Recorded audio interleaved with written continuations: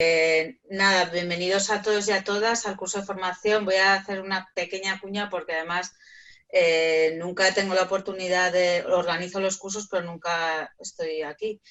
Solo están los presenciales y nada, saludaros a todos y a todas, daros las gracias porque, bueno, ahora somos poquitos, vamos a ver si se vamos aumentando, pero sé que sin vuestro interés realmente esto no tendría ningún sentido, ¿no? Soy, más o menos para que entendáis un poco qué hemos querido hacer con la formación era no perderla. Teníamos programados un montón de cursos más orientados a la dimensión ecológica y bueno, las limitaciones del sistema en ese sentido, pero bueno, el COVID nos ha transformado todo y hemos querido, digamos, llevar esa formación a septiembre, octubre, que es cuando se realizará, a ver si cambian las cosas, y destinar estos meses que hemos empezado, la formación empezó a finales de abril, mayo y mañana ya terminamos con la sesión de mañana, digamos, a las necesidades que iban surgiendo a lo largo de estos últimos meses, tanto en el gabinete jurídico, en la Secretaría de Formación, ¿no? Entonces, bueno, yo más o menos estoy detrás con otras personas, pero en temas de cursos de formación estoy detrás del email. Cualquier duda, cualquier problema, cualquier sugerencia, encantadas de recibir vuestros emails. También pediros disculpas porque sé que mucha gente me manda mensajes y tal. Me encantaría contestar a todos los emails, pero para que os hagáis una idea, en estos cursos ha habido cerca de 100, 150 inscritos, ¿no? Sé que luego hay menos oyentes y participantes, pero ha habido muchísima gente, entonces ha sido un poco adaptarnos a estas nuevas formas de gestión, ¿no? Y ya para empezar este curso, pues nada, dar las gracias primero a Mora y a José, que son los que están siempre detrás de todo esto. Es un placer siempre tenerles como compañeros porque a nivel técnico nos solucionan todo, ¿no? También dar las gracias pues, a Astrid, Esteban y Ann porque vamos, fue pedírselo y directamente fue un sí.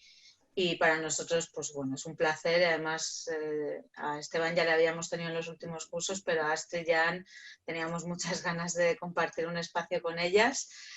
Y nada, para que no sé si, me imagino que todos lo sabéis, pero son turnos como de 30 minutos. Yo estaré un poco, como siempre, controlando el tiempo para que no nos pasemos. Y nada, vamos a empezar con esta sesión que queríamos plantear el cómo, qué ha pasado con el modelo actual de lo público, ¿no? De protección social, todos los retos en la defensa de lo común y la sostenibilidad de la vida. Era un título muy largo, pero creíamos que era importante no pararlo, ¿no? O sea, era tocar todos los temas que se están poniendo encima de la mesa, que ya estaban, pero que a raíz del COVID, pues todo ha salido, ¿no? Comenzará Esteban Guijarro, que es secretario de organización de CGT Madrid, Castilla-La Mancha y Extremadura, y trabajador del sector ferroviario.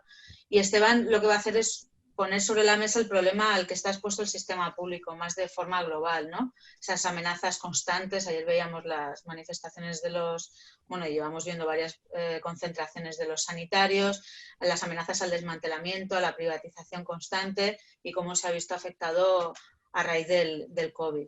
Luego intervendrá Ana Varela Mateos, que es inspectora de trabajo en Madrid.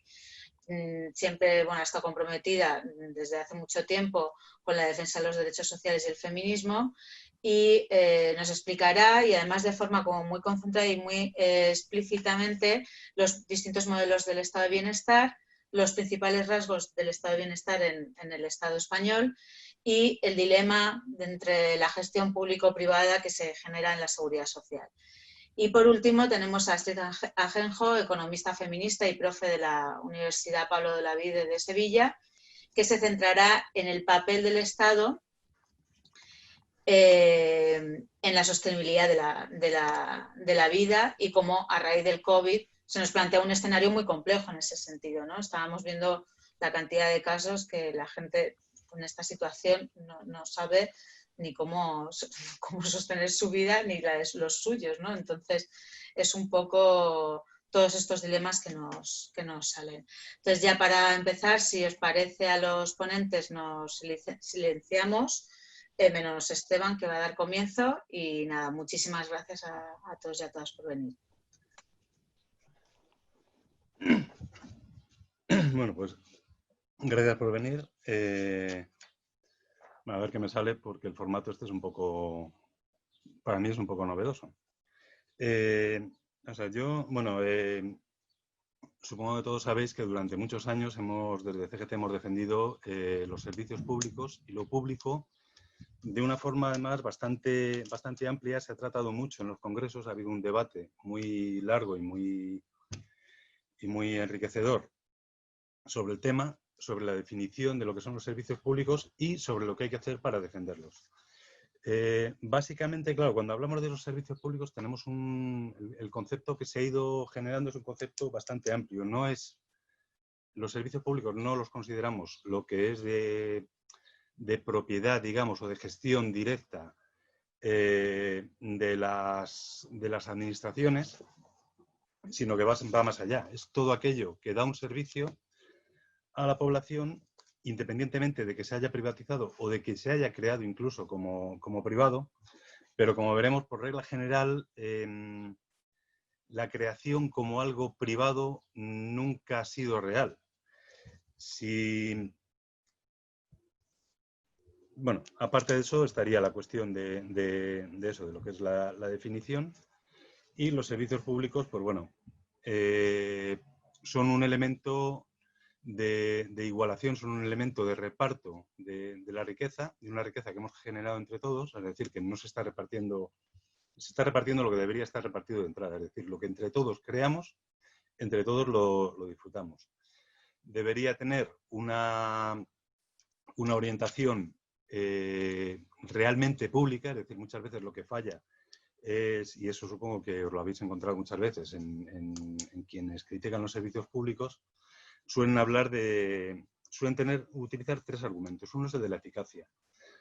Suelen decir que la eficacia pública es mala y que la eficacia privada, o sea, que la gestión privada es más eficaz, funciona mejor porque buscan objetivos más claros. Claro, los objetivos que buscan en realidad no son los que debería buscar un servicio público. Un servicio público tendría que buscar la satisfacción de las necesidades de las personas. Y en el momento en que la gestión es privada, lo que busca es la satisfacción de los intereses particulares de unas pocas personas. Lógicamente eso tiene un coste, es decir, quien da obligación de dar un servicio, perdón, se me ha ido, creo que ya está. Quien tiene la obligación de dar un servicio está buscando que ese servicio sea lo más amplio, lo más completo y lo más seguro posible, y quien busca la rentabilidad lo que está procurando es que ese servicio sea lo más barato, poder ahorrar costes y poder disimular y quitar lo que no considere imprescindible. Claro, aquí estaríamos...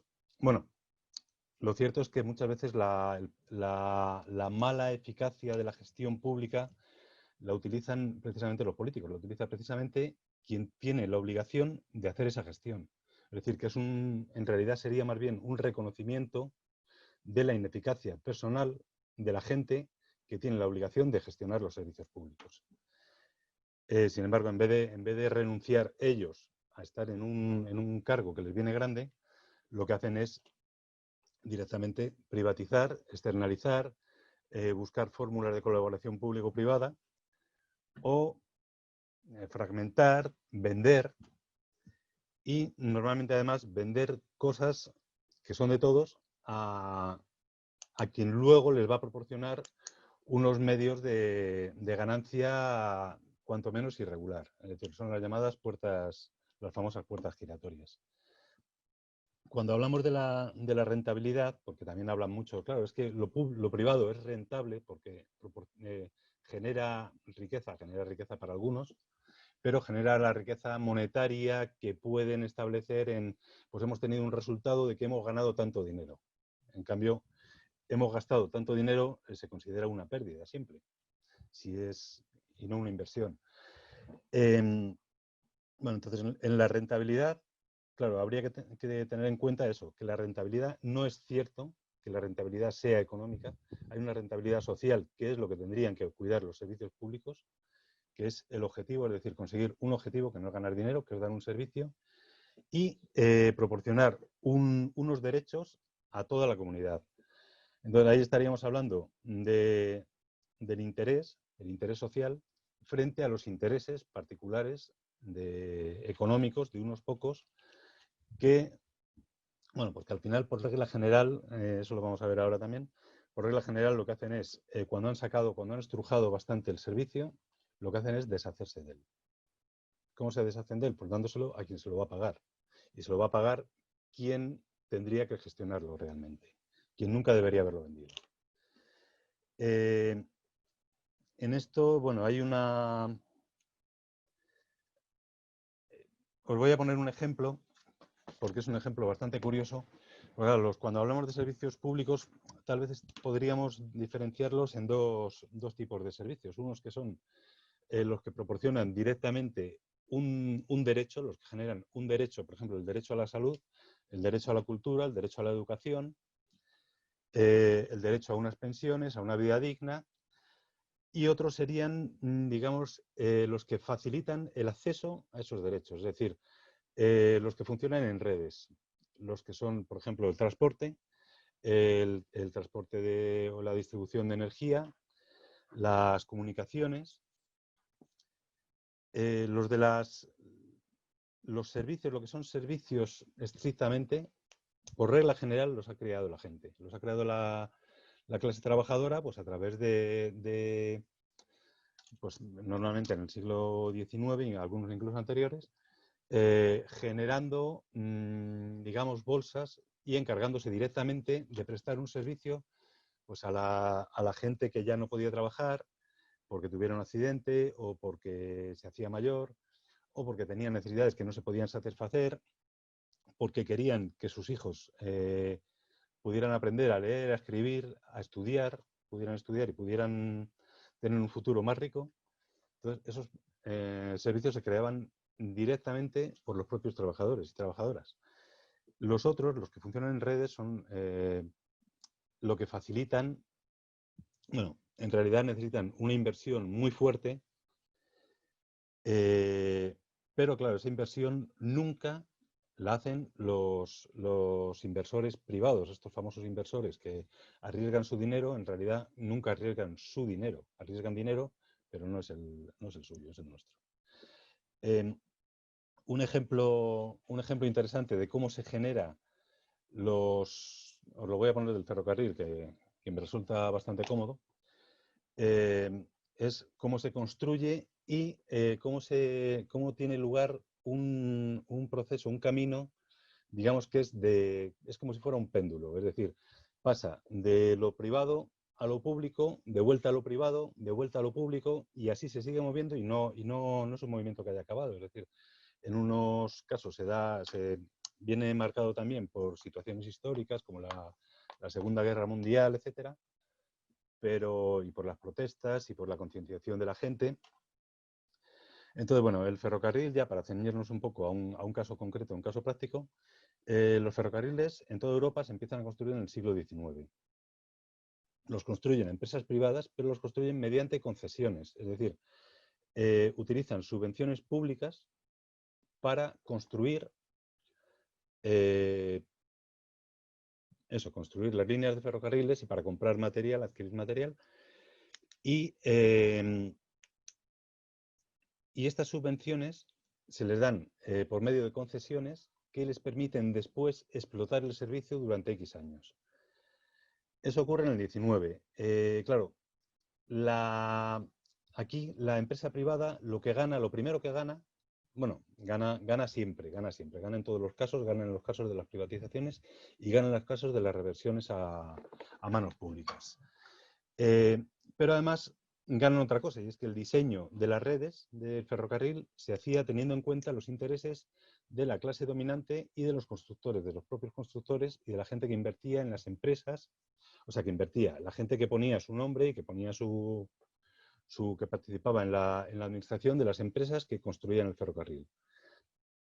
Entonces, claro, si veis un mapa de los ferrocarriles de la península ibérica, de España en concreto, las líneas son absurdas. No hay líneas directas que comuniquen, por ejemplo, Madrid con Burgos o Madrid con Euskadi. Son todas líneas sinuosas que hacen unos recorridos muy extraños, pasando, pues eso, por Venta de Baños, un sitio extraño, para llegar y que además se aleja muchísimo hacia el oeste. Entonces, claro, las líneas se proyectan teniendo en cuenta los intereses de los grandes propietarios y latifundistas con intereses agrarios agrarios y mineros. Es decir, se les pone un medio, que en teoría es un medio de transporte, que está sufragado con dinero público, pero para que ellos puedan recoger sus mercancías, puedan montar una fábrica en un sitio inhóspito, pero que tiene agua, que le viene bien, entonces poder llevar allí a montar pueblos y poder sacar las mercancías o poder llevar allí la materia prima. Entonces, claro, participa también los comerciantes, la burguesía de las grandes ciudades, sobre todo, de las ciudades pequeñas menos, y también también los intereses que tienen, pues eso, de acercarse a la costa en sitios que estaban de moda, es decir, que uno de los primeros ferrocarriles, el primero radial, sea Madrid-San Sebastián, tiene sentido porque es donde van a ir la gente de Madrid que veranea en San Sebastián, es decir, la alta burguesía, digamos. Bueno, entonces, durante un número de años determinado, tienen un derecho a explotar las concesiones. Claro, esto se va deteriorando porque, lógicamente, los que invierten, los inversores, los grandes inversores, no invierten en mantener un servicio ni en mantener las condiciones de explotación. Entonces, se va deteriorando el servicio, claro, se va perdiendo la seguridad, las líneas cada vez son más lentas porque los trenes no pueden circular en muchos tramos a apenas 20 kilómetros por hora. Y entonces hay una cláusula que permite que el Estado lo recupera en el momento en que acaba la concesión. Las concesiones habitualmente eran por 50 años. A principios del siglo XX, las compañías privadas empiezan, sí, a principios del siglo XX empiezan ya a deteriorarse mucho, se van aglutinando las empresas, van comprándolas unas pocas empresas, de lo que tanto hablan, que es la competencia, que es lo que hace que el mercado funcione. La competencia no existe, eran oligopolios muy pequeños y muy masivos, que estaban funcionando con dinero público y que no invertían nada absolutamente, con lo cual llega un momento en que tienen una situación penosa, es decir, y las concesiones estaban a punto de caducar, pues les faltaban 4 o 5 años en muchos casos, y lo que hace el gobierno es, en esos momentos, rescata, es el famoso rescate actual de las autopistas, antes de que haya caducado la concesión, rescatan el bien público, sí, es un bien público, no deja de serlo, rescatan las concesiones y pagan una indemnización muy cuantiosa a las empresas que habían dejado morir las redes y el servicio. Después de la Segunda Guerra Mundial, se empieza en Europa también la cuestión es que se recuperan las concesiones, se empieza a invertir dinero otra vez y en Europa fue después de la Segunda Guerra Mundial, hasta la Segunda Guerra antes de la Segunda se empiezan a hacer públicas y aquí pues lo que nos encontramos es que unas redes públicas se empieza a invertir dinero público, se ponen de nuevo a flote y ahora mismo estamos en otra vuelta del péndulo en la que ya se está planteando la privatización desde hace ya bastantes años. Claro, curiosamente, en todos estos procesos, es decir, en la privatización el empresario gana. porque se queda con un bien público, además a un precio muy bajo y con unas condiciones de explotación muy ventajosas. Una cosa que además ya está hecha. Cuando se recupera, el empresario gana, la empresa privada gana, porque se le da un dinero, se le da una indemnización muy cuantiosa.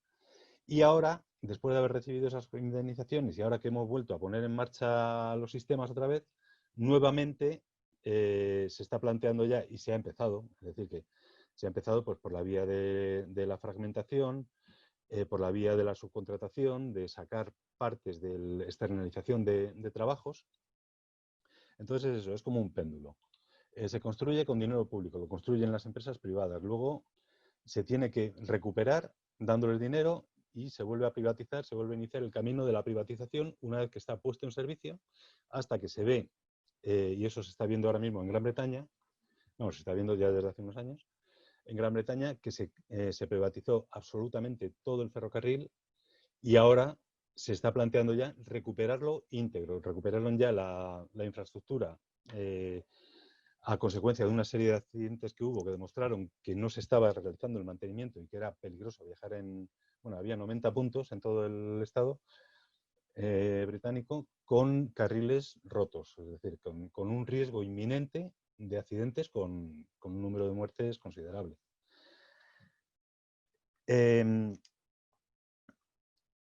Bueno, y aquí ya, entonces, bueno, lógicamente la eficacia de lo privado nunca se cuestiona, pero es absolutamente cuestionable. La eficacia de lo público siempre se subestima, pero es eficaz si se hace una buena gestión que no tenga intereses por detrás y si se tiene en cuenta la rentabilidad social y el interés público.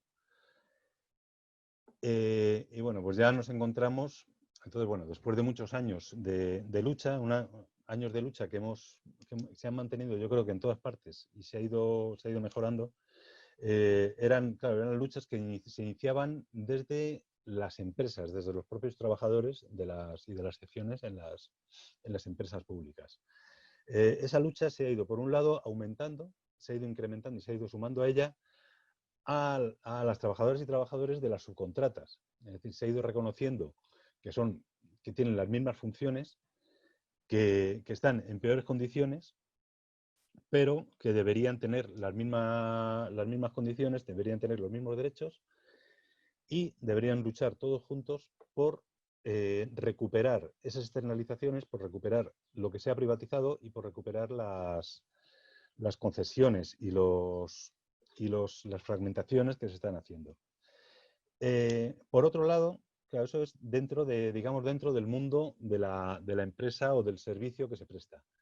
Por otro lado, lo que se ha visto claro es que, y es también la línea en la que se trabaja en la lucha en defensa de los servicios públicos, es que los trabajadores no pueden hacer nada, pueden hacer algo. O sea, pueden luchar por sus intereses, por sus derechos laborales, pero luchar por cambiar todo un sistema que está en contra no tiene sentido. Es decir, hay que convencer a la gente y hay que explicarle a la gente lo que son los servicios públicos que están al servicio, que tienen que estar al servicio de la población y que la propia población tiene que participar en ellos y tiene que tomar decisiones con respecto a la gestión y a la estructuración de esos servicios. Entonces, claro, lo que se ha ido haciendo cada vez más y cada vez de forma más intensa es redes de lucha en las que participan los trabajadores, tanto de la empresa matriz, de la empresa pública, digamos, o que da un servicio público estricto, como todas las subcontratas y todo el mundo que gira alrededor de esa empresa y sin el que sería imposible que el servicio se prestara, por un lado, y por otro, con los usuarios y usuarias que son quienes ostentan realmente la propiedad de ese servicio, es decir, quien debería ostentarla. Y, por otra parte, son las receptoras del servicio que se presta y de los derechos a los que esos servicios garantizan. Ahora nos encontramos pues, con la situación actual, porque bueno, pues esto es una historia, viene de muy lejos, la lucha sigue, la lucha se mantiene.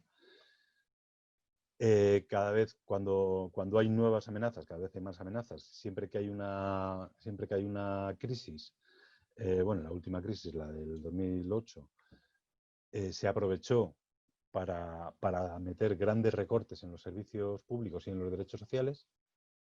Y ahora, con la pandemia, con el COVID, lo que se está planteando ahora es lo mismo. Es decir, los especuladores están viendo el COVID como una nueva oportunidad. Bueno, ya hemos visto que las grandes fortunas han aumentado, me parece que era un 16% los beneficios en estos meses. Curiosamente, algunos como Zara, sin tener las tiendas abiertas. Es decir, no tienen problema en enriquecerse a costa del sufrimiento de los demás. Y no tienen problema en enriquecerse apropiándose de lo que no es suyo. Porque hay gestores públicos que se lo van a vender o se lo van a entregar sin más en teoría, para que lo mantengan. Claro, con la situación actual nos encontramos que nuevamente se está planteando, pues, claro, nos encontramos, por un lado, la situación generada por los recortes anteriores. Por ejemplo, todos los fallos que ha habido en sanidad, o el caso de los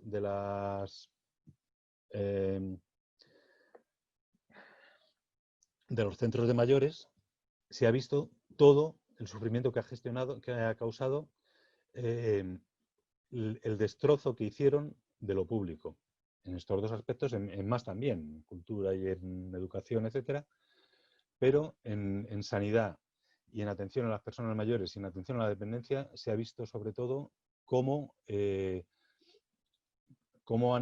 destrozo que han hecho con la austeridad y con las privatizaciones y la reducción de servicios, pues ahora nos ha llevado a una situación bastante jodida. Y ahora están intentando aprovechar la pandemia, a pesar de que se está viendo que la privatización de la sanidad ha sido un auténtico fracaso y que la privatización de los centros de mayores o de los centros sociales ha sido un auténtico fracaso. A pesar de eso, lo que están planteando, y vamos, si vivís en Madrid lo veréis con horror, lo que se está planteando es ir más allá, ir un paso más allá, acelerar ese proceso y sacar más beneficio aún pues del dolor y de la situación grave por la que estamos pasando la clase trabajadora. Entonces, frente a esto, lo que tenemos que hacer nosotros es recuperar la lucha, denunciar las causas que nos han llevado y los recortes que nos han llevado a una situación tan grave y utilizar eso para empezar lo antes posible a salir a la calle. Bueno, hoy hemos tenido concentraciones en todas partes, y empezar a salir a la calle a reivindicar y a luchar, empresa por empresa y barrio por barrio, luchar por la recuperación de los servicios públicos, porque los servicios públicos cumplan un modelo en el que el usuario deben ser el centro, y no solo el centro, deben participar en la gestión junto con los trabajadores, deben participar en la gestión del servicio y en la planificación de ese servicio. Es decir, es la gente usuaria la que sabe cuáles son sus necesidades y qué tipo de servicio público necesita. Y con eso, pues tendremos que ponernos las pilas más que nunca y pelear, pues eso, para recuperar lo que es nuestro y lo que nunca debería haber dejado de ser nuestro. Y yo creo que ya, Marius, y eso, pues ya si hay luego preguntas. Muchas gracias, Esteban. Gracias. Muchas gracias. Y bueno, ha sido muy interesante porque está justo ahora mismo, día a día vemos un montón de concentraciones en las que no se puede perder, ¿no? Esa lucha que decías ahora en el último momento, defenderla, denunciar los recortes y seguir luchando, ¿no? Justamente para que el usuario esté en el centro, como usuario, como también participante en la gestión, y creo que es fundamental. Si te parece, Ann, damos paso. En silencio. Muchas gracias, Ann. Hola, pues bueno, yo voy a continuar la línea que ha iniciado Esteban y voy a trasladarlo también a otras formas de privatización, podemos decir, legales, porque no creo que son igualmente importantes y denunciar y además pues regular. Entonces voy a hacer un pequeño recorrido muy rápido porque me interesa llegar al final. Luego en el debate sí tenemos más, ¿no?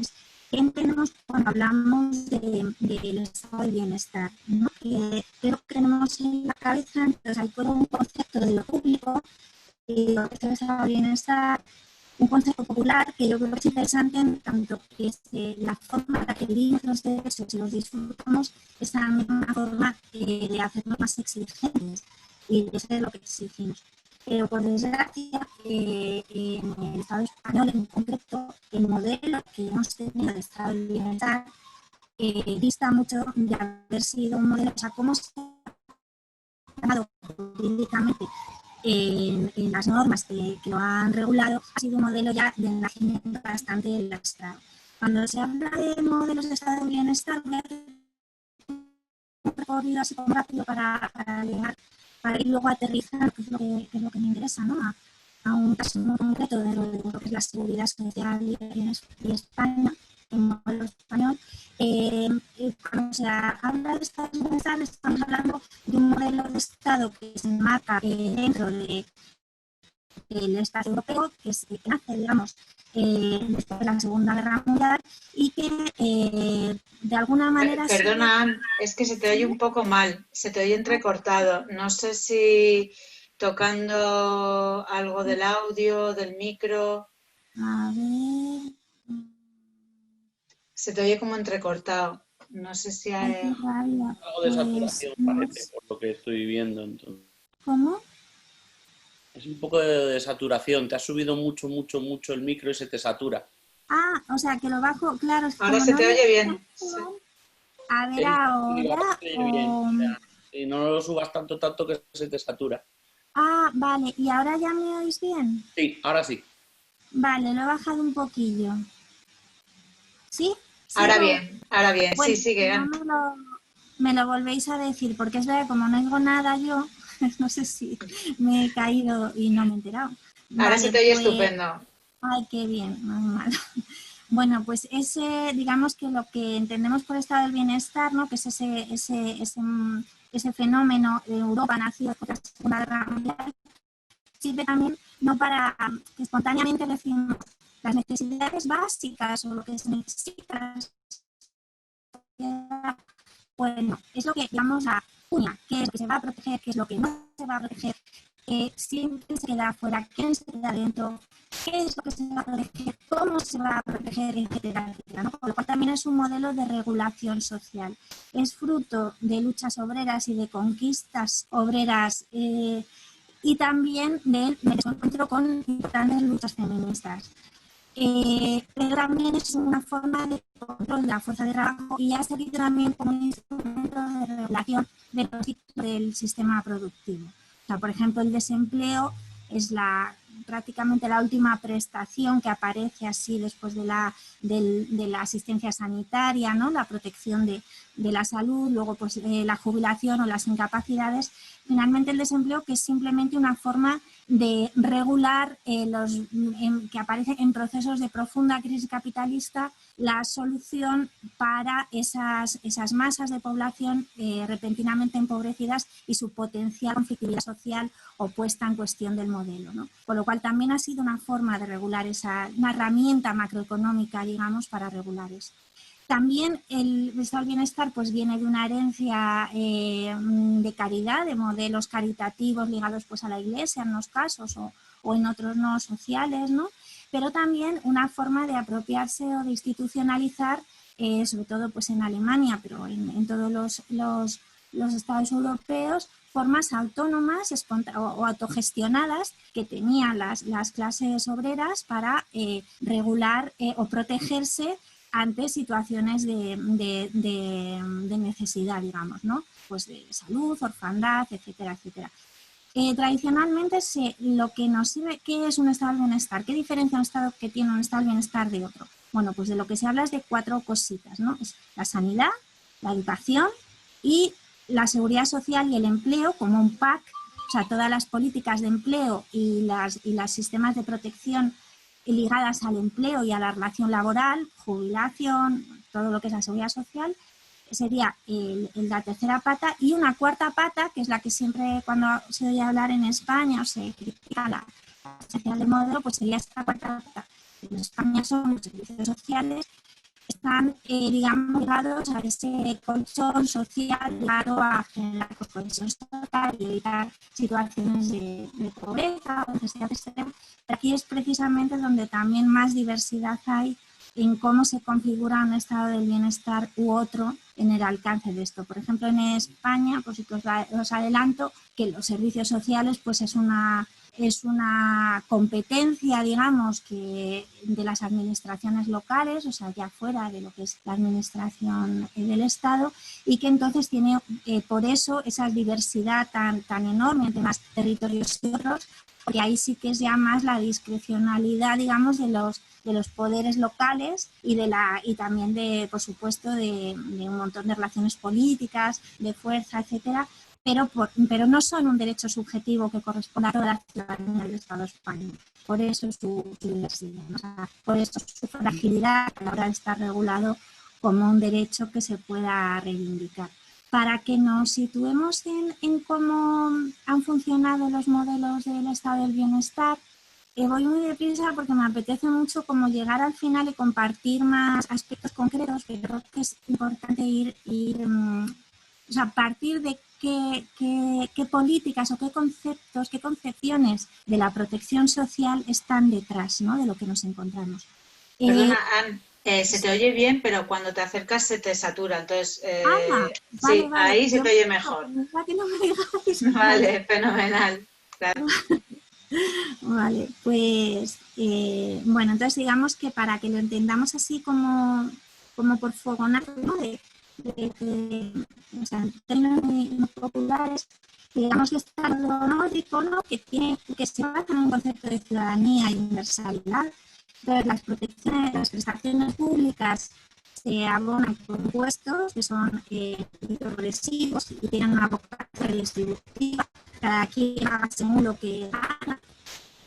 Luego se vierte en un sistema, en una cobertura pública basada en un principio de ciudadanía, es decir, con unos estándares altos de calidad, en la que se trata de garantizar a cada ciudadano no lo mínimo para que no se muera de hambre, no lo suficiente, sino unos estándares adecuados, lo que puede ser el ejercicio pues razonable para esa sociedad de la ciudadanía. Vamos que está como un extremo, ¿no?, el modelo nórdico.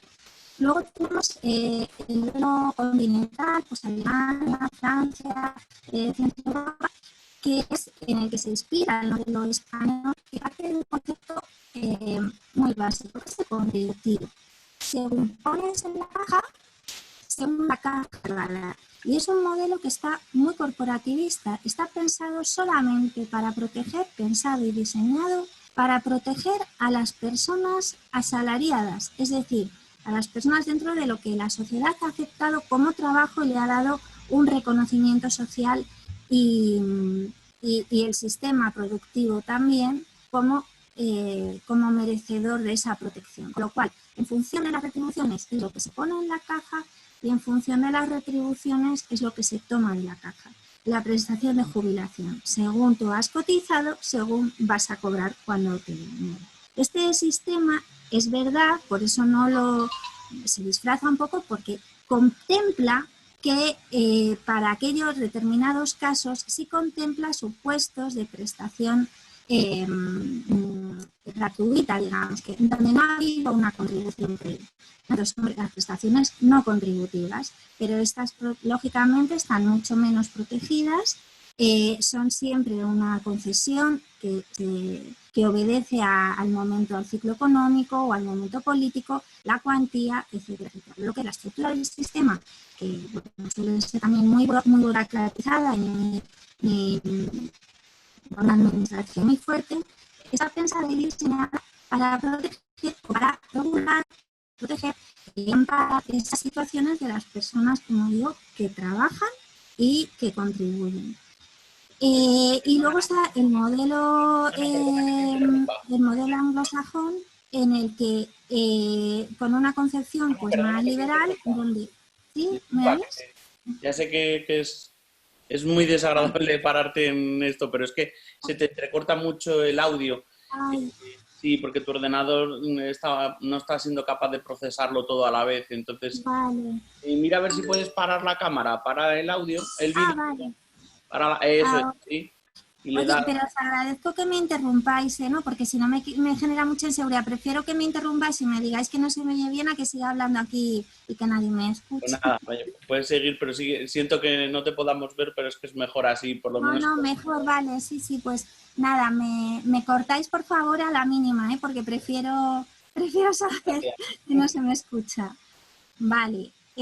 Bueno, pues entonces estábamos hablando como de los tres polos, digamos, que hay, ¿no? Ese de ciudadanía, digamos, el nórdico, luego el del trabajo y corporativista, que sería el centroeuropeo, el continental, y luego, por último, el modelo anglosajón, en el que quien trabaja en el ámbito privado se busca su propia protección, ¿no? Pues los seguros privados, los fondos de jubilación, etcétera, y las personas que se quedan fuera y se quedan descolgadas son protegidas, pero con una fuerte carga de estigma social, de culpabilización, muchas veces vinculado a prestaciones a cambio, ¿no? Se te da esta prestación a cambio de que demuestres que te esfuerzas para la sociedad y que te puedes merecer eso, ¿no? Pues para que te integres en el mercado de trabajo o cosas así.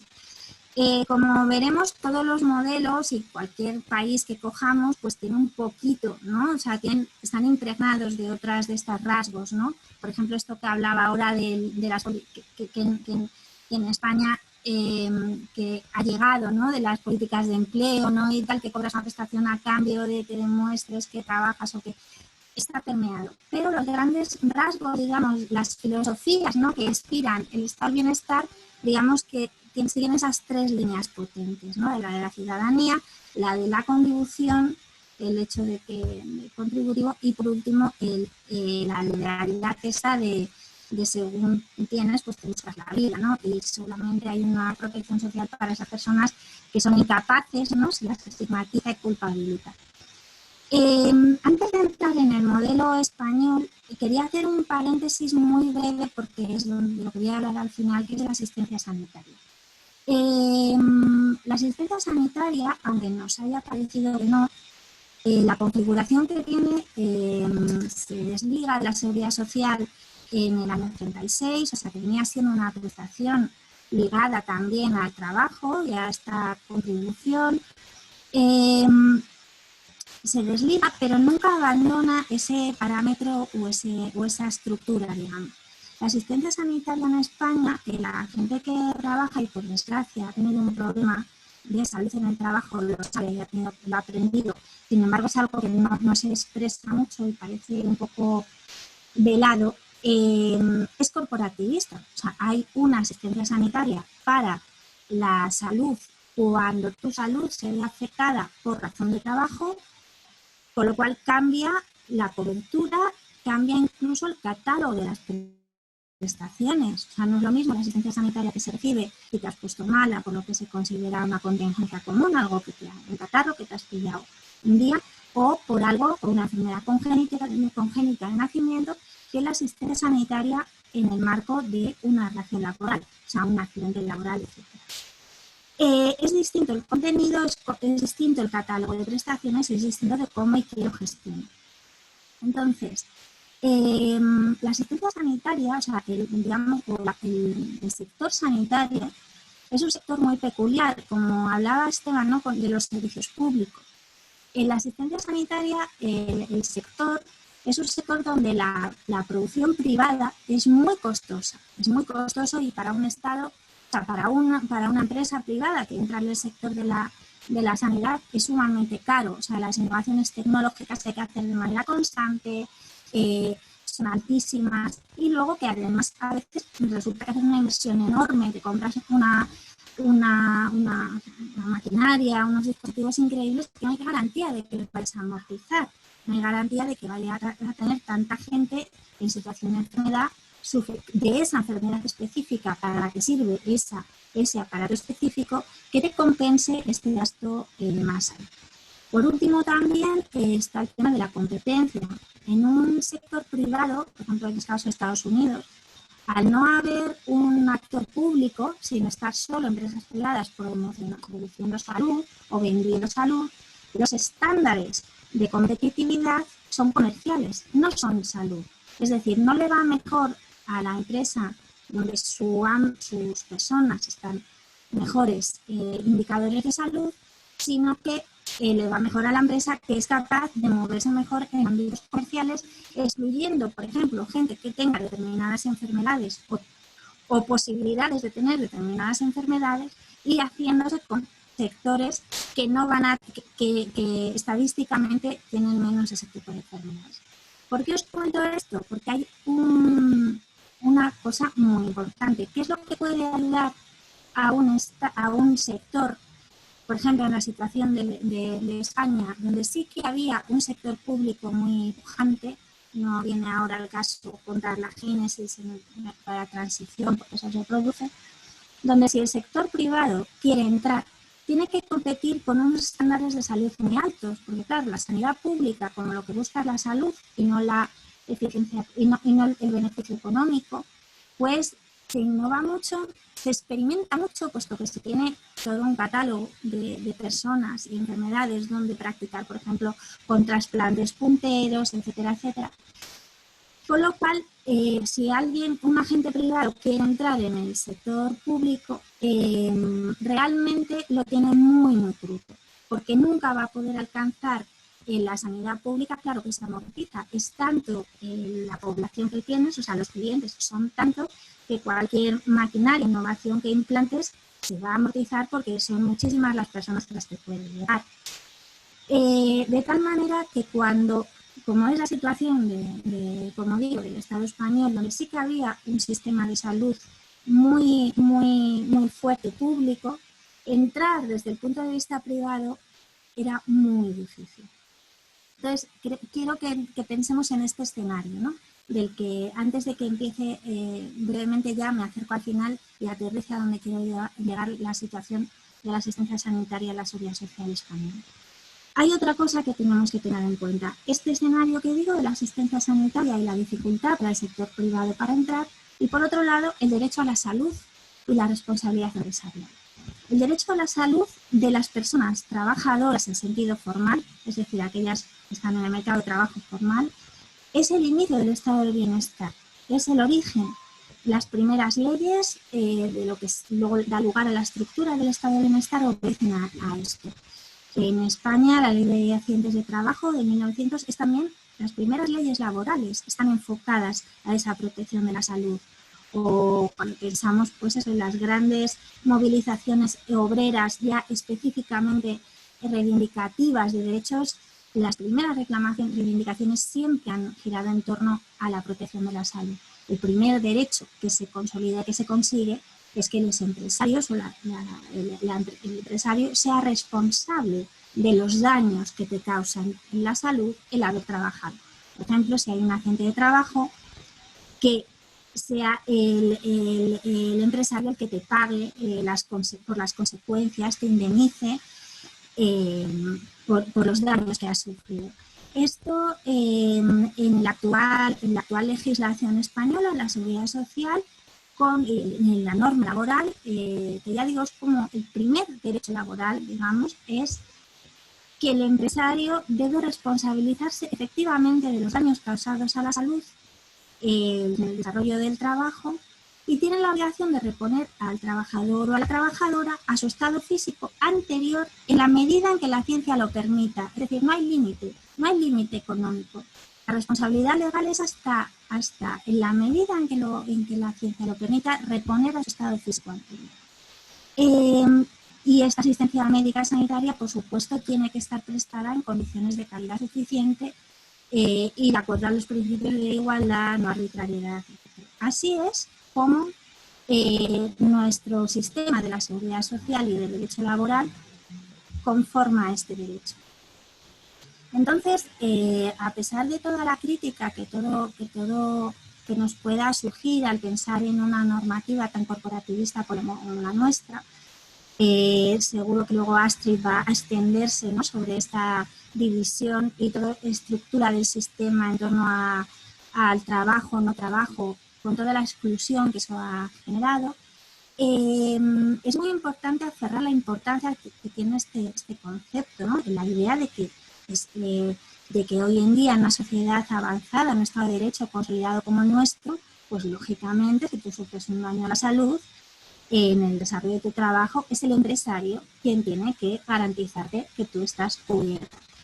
Bueno, pues llegamos al final de mi exposición, porque he ido así muy rápida a lo que yo entiendo que es más, que se ha producido esta privatización encubierta y todo lo pernicioso y lo dañino que yo creo que es para la garantía de un derecho tan incuestionable como digo, que está en la génesis de cualquier movimiento, reivindicación obrera, y que es ese derecho a la salud en el trabajo.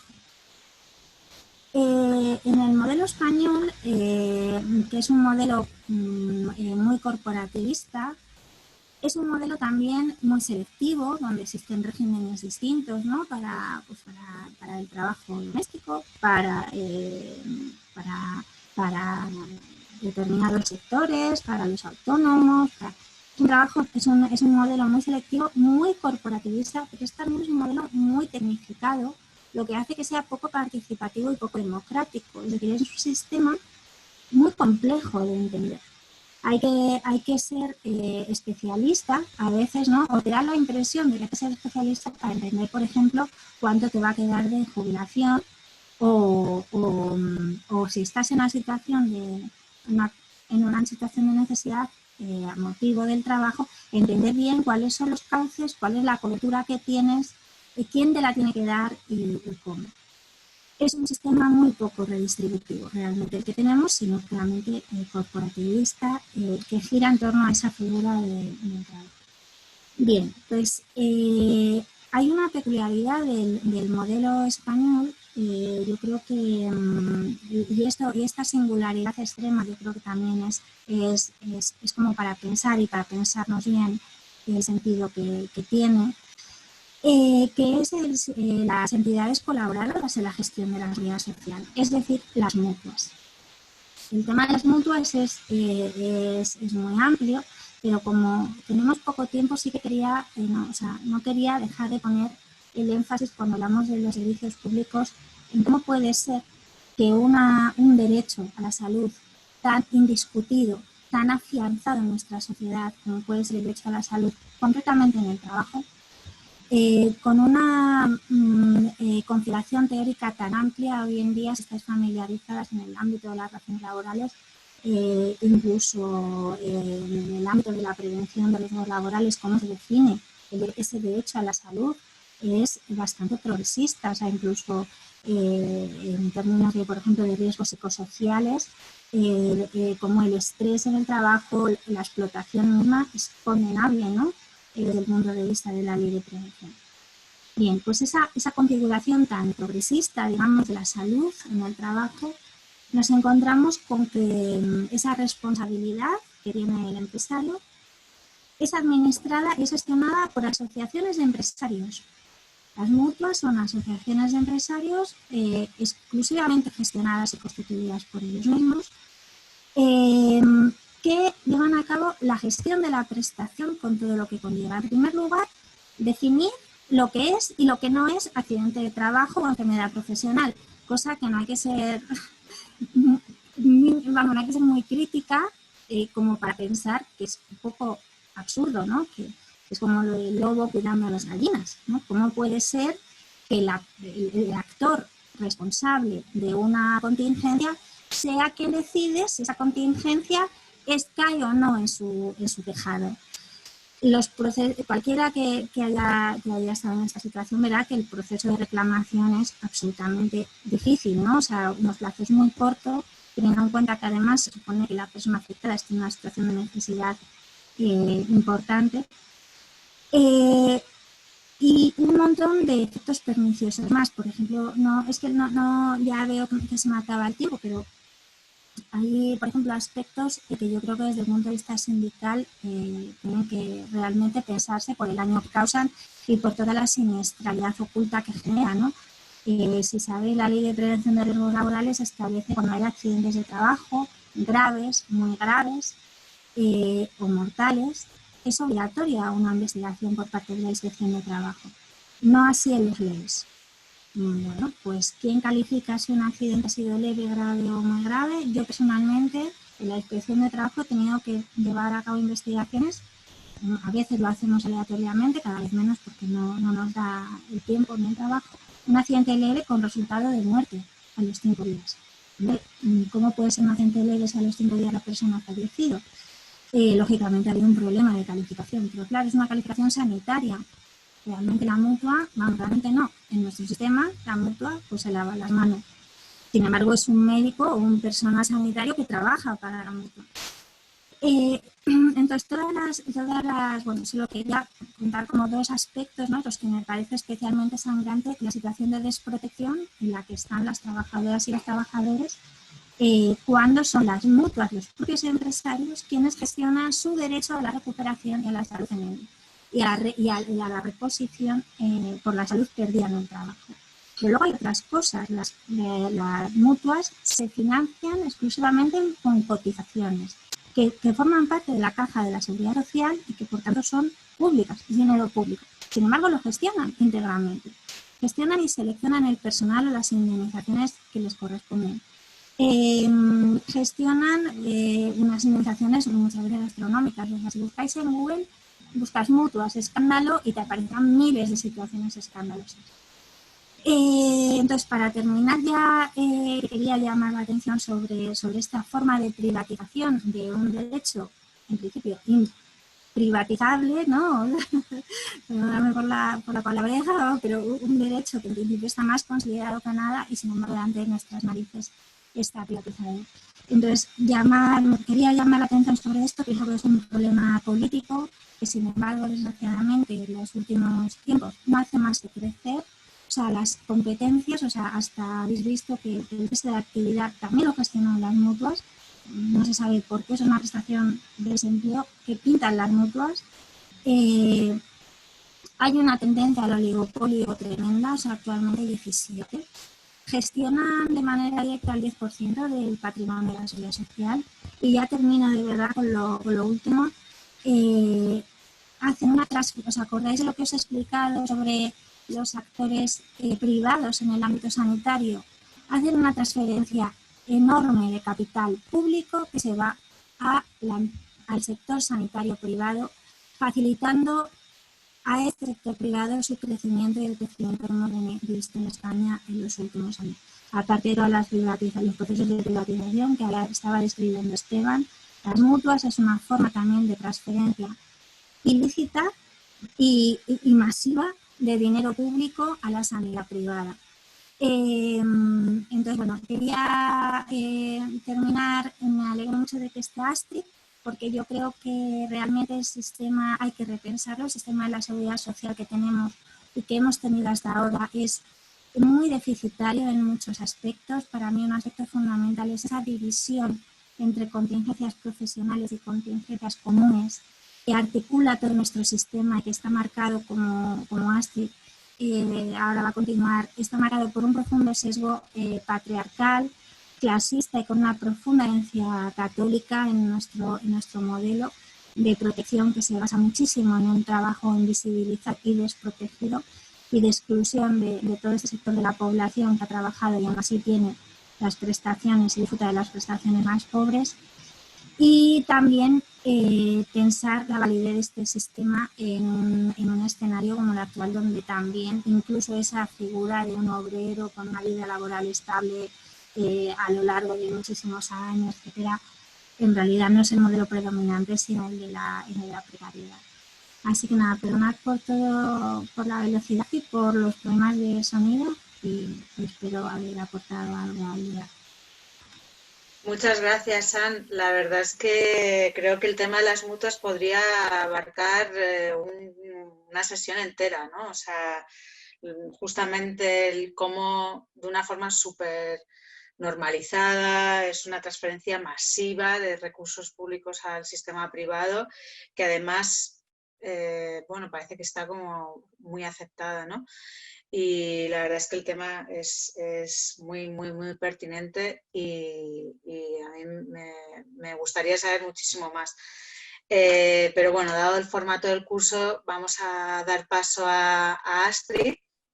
A ver si ahora se está conectando. Vale, pues muchas gracias, Astrid, y cuando quieras. Vale, bueno, muchas gracias. Buenas tardes a todas y a todos. En primer lugar, agradecer siempre la oportunidad de compartir este ratito, que aunque bueno, está siendo así un poquito rápido porque bueno, es el formato, pero yo creo que podemos dejar algunos elementos para el debate. Yo voy a compartir una presentación porque así creo que las ideas me resulta que están para mí más ordenadas. Vale, bueno, pues yo quería, bueno, comentar un poco, hablar de sostenibilidad y también de, bueno, cuál es el rol concreto que podría tener el Estado en, bueno, en pensar el sistema socioeconómico desde otra perspectiva y en orientarlo hacia otra forma de organizar la vida en común, ¿no? Antes de hablar en sí del papel del Estado, es interesante, bueno, no sé si las personas que estáis asistiendo al curso estáis familiarizadas con este concepto de sostenibilidad de la vida, que no deja de ser un enfoque feminista, también ecofeminista, que trata de, bueno, de pensar la economía desde otro punto de vista, ¿no? Que está situando en el centro, pues, no tanto los mercados y las necesidades que tienen los mercados capitalistas de expandirse, sino lo que sitúa en el centro son las condiciones de vida de las personas, las necesidades concretas, un poco esta pregunta de cómo sale adelante la vida cotidiana en el día a día, ¿no? A partir de dos supuestos o dos principios que van a permitir cambiar ese foco, ¿no? Es decir, bueno, nuestra vida, o sea, somos seres mortales, ¿no? Las personas morimos. Nuestra vida es vulnerable, nuestra vida es precaria, pero nuestra vida, o sea, quiero decir, es precaria y hay que cuidarla, o sea, no sale adelante la vida por sí sola si no se cuida. Y aparte la vida es siempre vida en común. Es decir, las personas nos necesitamos, somos interdependientes y también necesitamos a la naturaleza, ¿no? Nos permite la vida, nada más y nada menos, ¿no? Es decir, somos interdependientes, somos ecodependientes. Claro, entendiendo esto, entendiendo que la vida hay que cuidarla, que la vida siempre es vida en común, bueno, pues si la pregunta es cómo sale adelante la vida en el día a día, ahí vamos a introducir muchos más elementos que la visión convencional de la economía, entrada, como digo, en los recursos que proceden del mercado, ¿no? Incluso si pensamos en las necesidades que tenemos desde que nos levantamos hasta que nos acostamos por la noche, pues seguramente el mercado va a ocupar un lugar importante, lógicamente, en un sistema económico capitalista, ¿no? Nos va a permitir comprar, acceder, ¿no? A ciertos bienes o servicios privados, pero no es la principal esfera. Bueno, desde luego no es la única, ni probablemente tampoco la principal, ¿no? Y eso es algo que tenemos que tener en cuenta, ¿no? Desde esta mirada amplia de la economía, que lo que está poniendo en el foco es el sostenimiento de la vida cotidiana. Aquí, utilizando un diagrama, bueno, un poquito resumir cómo miraríamos al sistema socioeconómico desde esta óptica de la sostenibilidad de la vida, pues yo os invito a que pensemos como en tres niveles. Sería un primer nivel, podríamos llamarlo macro o sistémico, ¿no? Que tiene que ver con que el sistema económico no está flotando en el aire, ¿no? Sino que está inserto en un sistema social muy concreto, ¿no? Con unas normas, con unas determinadas características, y ese a su vez está inserto en sistemas ecológicos, ¿no? Es decir, en la biosfera, ¿no? En los sistemas naturales. Y no es al revés, porque pareciera que la visión dominante de la economía piensa que tanto el sistema social como la propia naturaleza están a su servicio, ¿no? Y es absolutamente al contrario, o sea, el sistema económico está inserto en la biosfera. Y es fundamental entender esto, porque para que un sistema económico, cualquier sistema económico, perviva o sobreviva, ¿no? Es fundamental que sean compatibles con los sistemas naturales, que cualquier sistema económico sea compatible. Pero lo que observamos en nuestro día a día es que nada más lejos de la realidad, ¿no? Estamos en el marco de una crisis ecológica global, sobre la cual ahora me detendré brevemente, ¿no? Pero, bueno, como digo, desde una óptica de sostenibilidad de la vida, de entender cómo sale adelante la vida en el día a día, tenemos que entender que tenemos que trascender incluso la esfera de lo económico y entender también esa relación, por supuesto, con la biosfera, ¿no? Descendiendo a un plano meso o un plano más de corte institucional, pues ahí lo que vemos es que, como decía, el mercado, claro que ocupa un papel fundamental, ¿no? Las personas básicamente en un sistema económico capitalista lo que tenemos es nuestra fuerza de trabajo que vendemos a cambio de un salario, y ese salario pues uno de los recursos fundamentales para satisfacer nuestras necesidades, ¿no? Pero también está el Estado, sobre el cual vamos a hablar en profundidad hoy, también están las redes sociales y comunitarias que pareciera que no existen, ¿no? O que están invisibilizadas o muy debilitadas, y por supuesto los hogares como esa esfera de actividad última donde todo se reajusta, ¿no? Donde todo llega, ¿no? Y donde todo, al final, el bienestar cotidiano, esa idea de la sostenibilidad de la vida se acaba resolviendo. Se acaba resolviendo el bienestar cotidiano de las personas encarnado, ¿no?, en el ámbito concreto de los hogares. Pero hay que descender a un plano micro que tiene que ver con las responsabilidades que asumen las personas concretas sobre la sostenibilidad y el cuidado de la vida, ¿no? Porque lo que observamos es que existen toda una serie de desigualdades, de relaciones de poder en la manera en la que las sociedades nos estamos distribuyendo tiempos, trabajos, recursos, responsabilidades sobre el cuidado de la vida, ¿no? Ahí, concretamente, desde una óptica feminista, pues vamos a ver, lógicamente, las relaciones de poder entre géneros, ¿no? Por supuesto, intersectadas con la clase social, la raza, el estatus migratorio, la etnia, diversas capacidades, etcétera, pero vamos a poner el foco concretamente en el género, ¿no? En esta perspectiva. Bueno, teniendo en cuenta, como digo, esos tres niveles, pues nos vamos a centrar, voy a poner otra vez, en una de las cajitas, en la cajita del Estado. ¿Cuál es el rol que tiene el Estado en la sostenibilidad de la vida? Y aquí lo que la literatura no viene, bueno, se viene desarrollando, es que el Estado cumple un papel mediador en los procesos de sostenibilidad de la vida, sobre todo si lo enmarcamos en ese contexto de lo que se ha venido a llamar en conflicto capital-vida, es decir, el conflicto existente entre los procesos de acumulación de capitalista, ¿no?, de procesos de valorización y acumulación del capital, versus los procesos de sostenibilidad de la vida, ¿no? Y entonces ahí el Estado pues podría tener un papel mediador porque tiene instrumentos para ello, ¿no? ¿Qué vías, no? ¿O qué instrumentos tiene? Bueno, pues en primer lugar tiene un papel en el ámbito de la redistribución, no solo material, sino también ambiental, como veremos, por medio de una serie de instrumentos como es la regulación de los principales mercados, del mercado financiero, laboral, etcétera, ¿no? También la promoción directa de la educación, la sanidad, la vivienda, la protección social, los cuidados, ¿no?, como bien se comentaba Ana anteriormente, ¿no?, con criterios ecológicos, de justicia social. También tiene un instrumento como es la fiscalidad, ¿no?, con la fijación de impuestos, las transferencias, etcétera. Entonces tiene un papel muy clave la redistribución. Ahí los estados del bienestar, como figura, como concreta, ¿no?, como configuración histórica concreta, han tenido un papel importante, ¿no? Pero también tiene otro papel mediador en la idea de la sostenibilidad de la vida a partir del reconocimiento de ciertos derechos, ¿no? No solo de las personas, en términos, por ejemplo, de igualdad, igualdad de género, por ejemplo, ¿no? Sino también del resto de seres vivos, ¿no? Y, por supuesto, un papel importante en la tercera R, ¿no?, de Nancy Fraser, que es la representación, pues a partir de las posibilidades de participación. Aquí me voy a centrar concretamente en lo que en esta sesión, pues en la cuestión concreta de la redistribución, muy enlazada como, bueno, pues con todo lo que se ha estado contando en las anteriores intervenciones, ¿no? Bueno, cuando pensamos en este plano de la redistribución, desde un enfoque de la sostenibilidad de la vida, lo que estamos viendo es que esta redistribución es necesaria para avanzar de manera firme hacia paradigmas de sostenibilidad ambiental y de justicia social. O sea, aunque estemos hablando desde una óptica feminista, no vamos a perder de vista nunca qué está ocurriendo con la naturaleza, ¿no? En este sentido, para esta redistribución, es necesario recuperar herramientas de los estados del bienestar.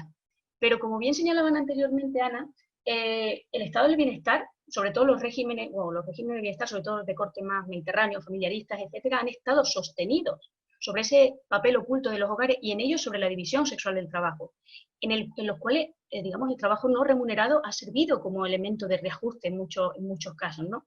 Entonces, es necesario recuperar parte o esas herramientas de los estados del bienestar que nos van a servir de utilidad, pero también es necesario inventar, es necesario innovar nuevos instrumentos también, porque el contexto que se nos viene, que tenemos ya delante, es nuevo, ¿no? O sea, además es bastante dramático. Entonces, como que es necesario también repensar todo esto, ¿no? Porque De lo que se trata en última instancia de enfoques feministas, pensando en toda la sostenibilidad de la vida, es sentar las bases pues, para una sociedad más resiliente, sostenible, solidaria, en el que también se fomente la autoorganización social.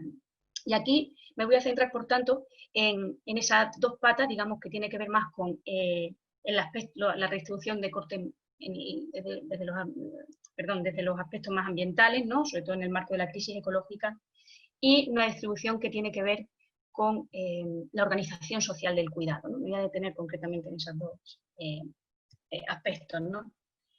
Aquí os recomiendo un informe de Ecologistas en Acción. Esta presentación la puedo pasar, si tenéis interés, ahí pongo el enlace en pequeñito, donde lo que se habla es que el Estado tiene también un papel fundamental en estas medidas integrales contra la crisis ecológica. Por supuesto que pasa, o sea, tanto las medidas contra la crisis ecológica como contra la crisis de reproducción social o la crisis de los cuidados, no es solo una cuestión de política pública, por supuesto es cuestión de una corresponsabilidad integral entre todas esas esferas que señalaba antes, entre el Estado, el mercado, desde las empresas, las redes sociales y comunitarias y los hogares.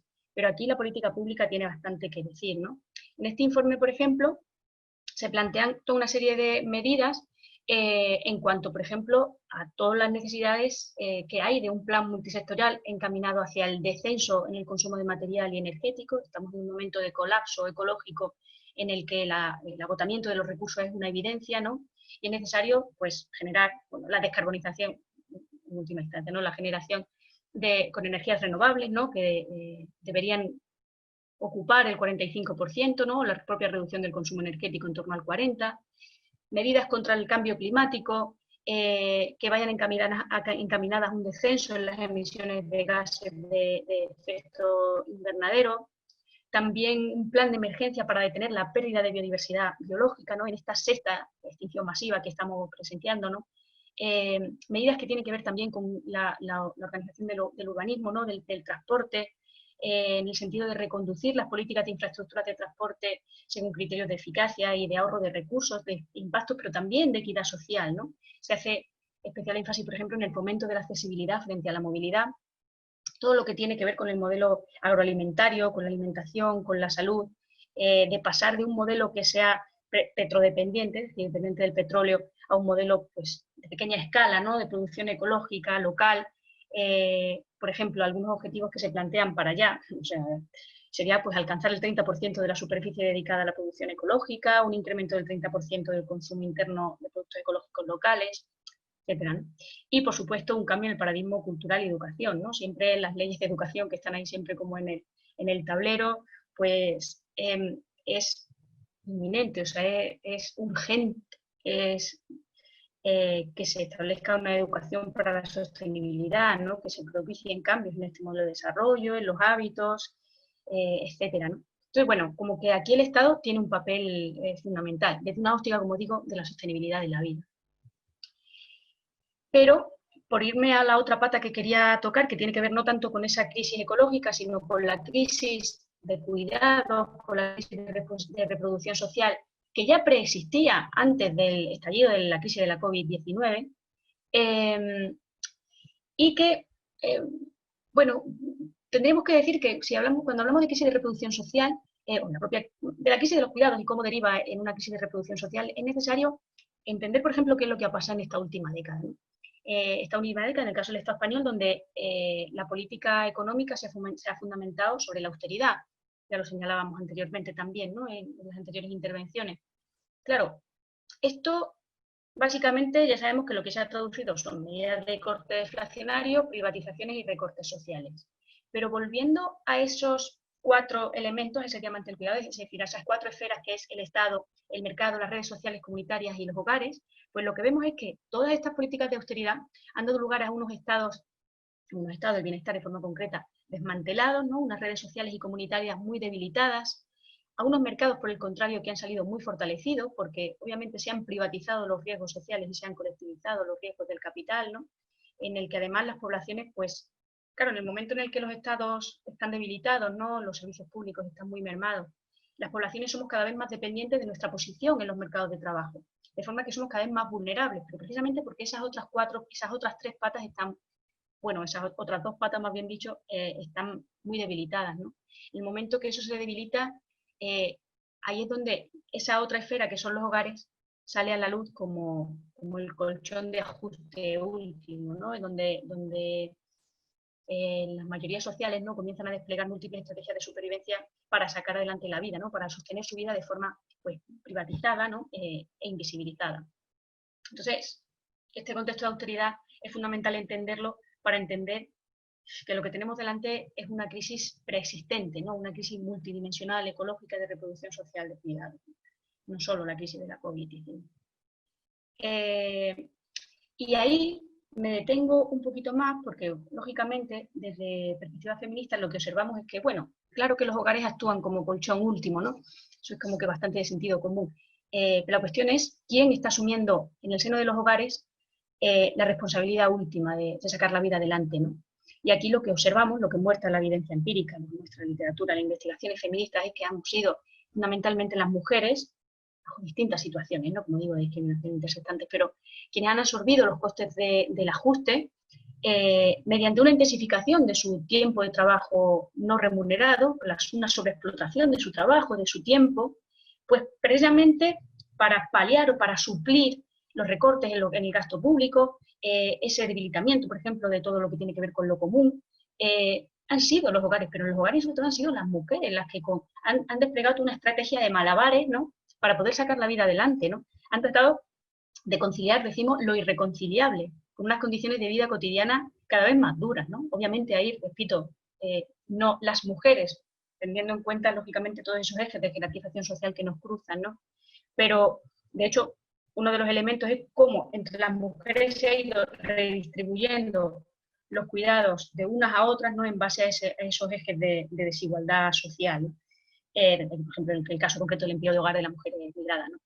Entonces, es como, vale, sí, los hogares actúan como colchón último, pero ¿qué pasa ahí, no? Y ahí la mirada feminista nos permite desvelar que los hogares, no todas las personas que los conforman, que ni siquiera son familias, no todos los hogares son familias, no voy a entrar en eso ahí, pero no todas las personas que los conforman asumen de la misma manera tiempos, trabajos y responsabilidades sobre el cuidado de la vida, ¿no? Entonces, como digo, por resumir, las políticas de austeridad ponen una presión cada vez mayor en los hogares porque implican esa privatización de riesgos, ¿no? Y hace que esta crisis de los cuidados, en el que sacar la vida adelante, en el que los arreglos cotidianos del cuidado de las personas que tienes a tu cargo eran cada vez más complicados, ¿no? Pues esto, en condiciones de austeridad, de recortes, de políticas deflacionarias, ¿no?, hace que derive en una crisis de reproducción social en la que la precariedad vital se instala en la vida de muchas personas, ¿no? Y es en este contexto en el que emerge la crisis de la COVID-19. No podemos olvidar eso, ¿no? Porque cualquier medida que se intente implementar en torno a esta crisis, si no está haciendo frente a esos otros flancos, digamos, no va a ser un mero parche, ¿no? Y aquí cuando hablamos de cómo organizar esa otra forma o sea, cómo pensar esa otra forma de organizar la vida en común, como decía, es necesaria una corresponsabilidad integral en el cuidado colectivo de la vida, en el que estas cuatro esferas estén, digamos, haya un reparto equilibrado de esa responsabilidad, ¿no? Y aquí retomo, no sé si habéis tenido ocasión de escuchar la intervención de Amaya Pérez Orozco, que también es una economista feminista brillante, que os recomiendo su lectura y que veáis concretamente este vídeo en la Comisión de Reconstrucción que ha tenido lugar en el Congreso hace semanas. Y traigo aquí algunas de las ideas, ¿no?, resumidas que ella planteaba para cómo pensar esa otra forma, o sea, cómo pensar esa transición ecosocial hacia esa forma de organizar la vida en el común, en el que las condiciones de vida, en el que la vida esté en el centro, ¿no?, condiciones de justicia y equidad. Ella planteaba que en el corto plazo es necesario, en primer lugar, un plan de choque que, por un lado, permita lanzar, pues, un mensaje fuerte de compromiso, ¿no?, institucional, para poner la vida en el centro, ¿no?, pero también que le permita responder a las urgencias de muchas personas, ¿no?, porque, como digo, es muy complicado, ¿no?, y sobre todo concretamente en los arreglos del cuidado, ¿no?, pero que, digamos, medidas, ese plan de choque, que de alguna manera siembre una semillita de transformación social, ¿no?, y que permita que en el medio plazo se pueda avanzar hacia un sistema estatal de cuidados, ¿no?, que pueda sentar las bases de ese cambio sistémico en última instancia. Claro, aquí, por ejemplo, simplemente voy a hacerlo a modo telegráfico, ¿no? ¿Qué planteaba Amaya a nivel en el ámbito del corto plazo, ¿no? En este plan de choque, pues algo inminente, algo que se puede hacer ya, mañana, ¿no? Si hubiera voluntad política, claro. Pues por un lado, esa red de diálogo social, ¿no? En el que se vaya a hablar de forma de, digamos, de los cuidados como bien común, desde un punto de vista descentralizado, democratizado, donde estén todas las partes implicadas, ¿no? Todas las partes implicadas, no solo grupos políticos, sino donde todas las partes que tienen que ver con la gestión del cuidado puedan aportar su voz, ¿no? Un plan de choque en el empleo de hogar hacia la plena equiparación de derechos, ¿no? Porque ese régimen especial histórico, ¿no? En el que eso hay que cambiarlo ya, ¿no? Porque es una injusticia absoluta, ¿no? También en lo que tiene que ver la atención a la dependencia, pues ampliar la plantilla, ya no solo con esa figura de empleo público, sino también público, social, comunitario, ¿no? Fortalecer también esas posibilidades de lo social y lo comunitario, y por supuesto mejorar las condiciones laborales de las personas que se dedican a ello. Lo que tiene que ver concretamente con la infancia, pues una red de servicios de atención a la infancia basada en la red de escuelas infantiles y de primarias que ya existe, ¿no? Una serie de prestaciones concretas como prestaciones por cuidado de menores que sea incondicional, que permita acogerse a una reducción de jornada del 100%, o también una prestación por cuidados no profesionales en el entorno familiar para aquellas personas que están cuidando a personas mayores o enfermas, ¿no? Por la ausencia precisamente de servicios públicos. A todo esto, una actualización de indicadores, concretamente de la encuesta de uso del tiempo, la encuesta de empleo del tiempo, que no sé, que en el contexto español solo se han hecho 2, a lo largo de la historia del Instituto Nacional de Estadística, y es una información fundamental. Hace 10 años que no se hace, es una información fundamental, por ejemplo, para ver qué ha pasado durante el confinamiento. Porque algo, por ejemplo, que nos están diciendo los estudios preliminares es que durante el confinamiento, obviamente los hogares han sido los que han absorbido ese shock, ¿no? Es donde los hogares, pues, ha sido donde hemos tenido que reajustar todo esto para que en este tiempo que todo se ha parado, menos los cuidados, porque los cuidados no paran, porque no pueden parar, ¿no? ¿Cómo se ha resuelto eso? Lo que nos dicen los estudios preliminares en encuestas, pues, bueno, pues, microencuestas, es que, bueno, se ha visto cierto cambio en las pautas más igualitarias, en la corresponsabilidad, por ejemplo, de los hombres, pero hasta qué punto esto ha sido una cuestión coyuntural de una medida de confinamiento, ¿no? O ha sido algo que ha venido para quedarse, ¿no? Que ojalá así sea. Eso, repito, como plan de choque. Pero en el medio plazo, lo que planteaba, bueno, Amaya Pérez Orozco, recogiendo, como digo, también buena parte de los avances en la literatura feminista y la acción feminista al respecto, ¿no?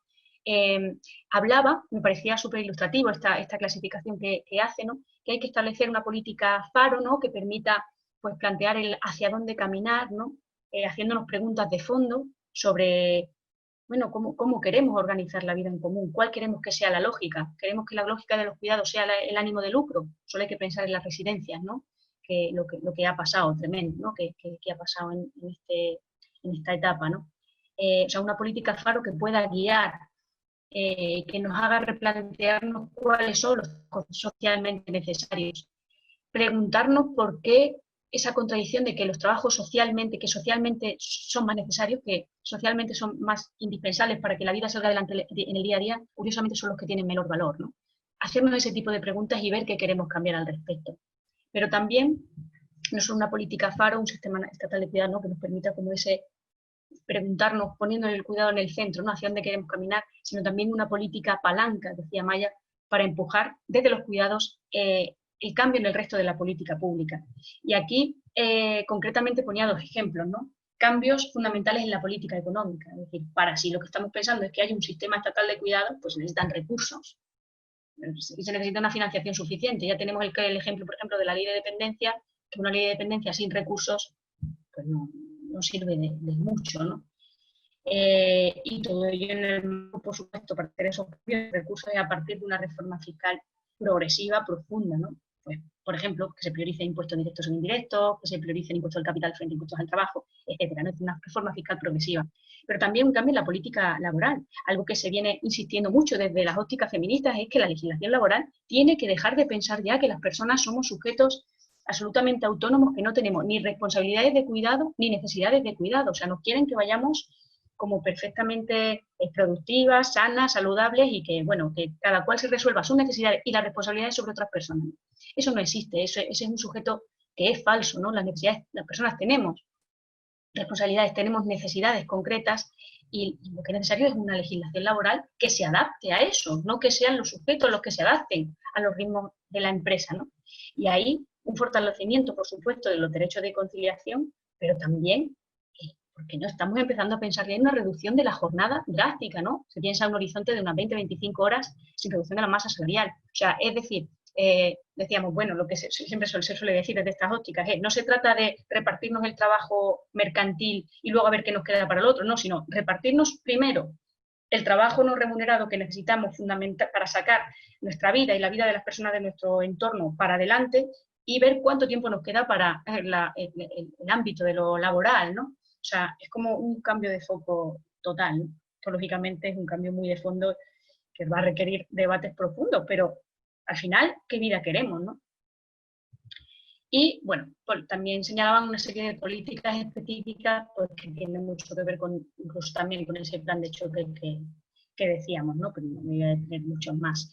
Como decía, cambios que no van a ser fáciles, entendiendo además que no solo va a pasar por las instituciones públicas, por ese rol del Estado, sino que hay que pensar en esa corresponsabilidad integral y también empezar a pensarse una misma, ¿no? Porque si algo nos permite también, nos ha permitido el feminismo, los feminismos en sentido amplio es ese autocuestionamiento, ¿no? Que no siempre es fácil, pero que pasa por pensar, bueno, por asumir las distintas responsabilidades, ¿no? O sea, no se trata de pensar en quién tiene la culpa de que esto sea así, sino que cada cual tiene sus propias responsabilidades, hay que asumirlas, hay que revisárselas, ¿no? Hay que revisarse pues, ciertos privilegios autootorgados probablemente en el cuidado de la vida que tenemos o lo que delegamos, ¿no?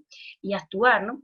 Y ahí también pasa mucho, y esto es algo que los feminismos nos han enseñado, hay que desactivar el discurso profundamente neoliberal, ¿no? Del sálvese quien pueda, para pasar al discurso de la solidaridad.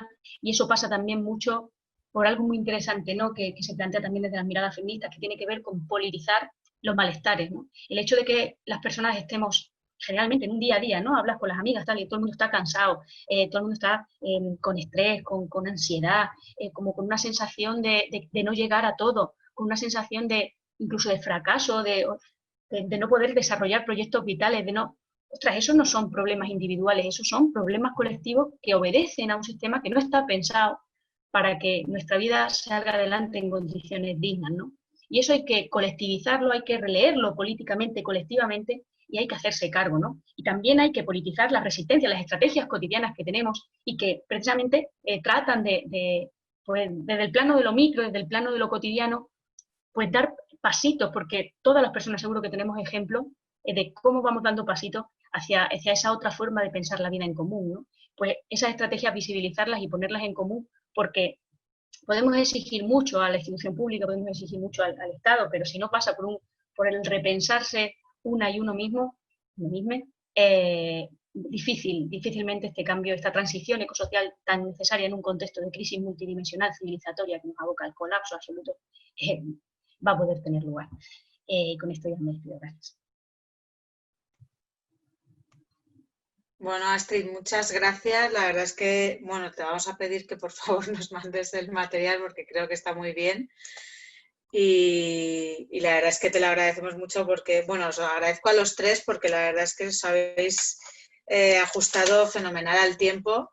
Habéis sido muy explícitos, habéis ajustado la temática y yo creo que ha habido como un hilo conductor muy bueno, ¿no? Porque ha empezado Esteban hablando del sistema público, de la amenaza constante, luego Anne ha empezado a hablar de cómo hay una transferencia de, bueno, cómo son los sistemas de bienestar y cómo hay una transferencia de los recursos públicos al sistema privado, entre ellos el ejemplo, ¿no? de las mutuas, etcétera. Y luego vemos que después de ver la amenaza constante que tenemos del servicio público y la necesidad de esos servicios y bienes públicos, tú nos planteas de no solamente necesitamos fortalecer, ¿no? ese sistema público, sino que también tenemos que repensarlo.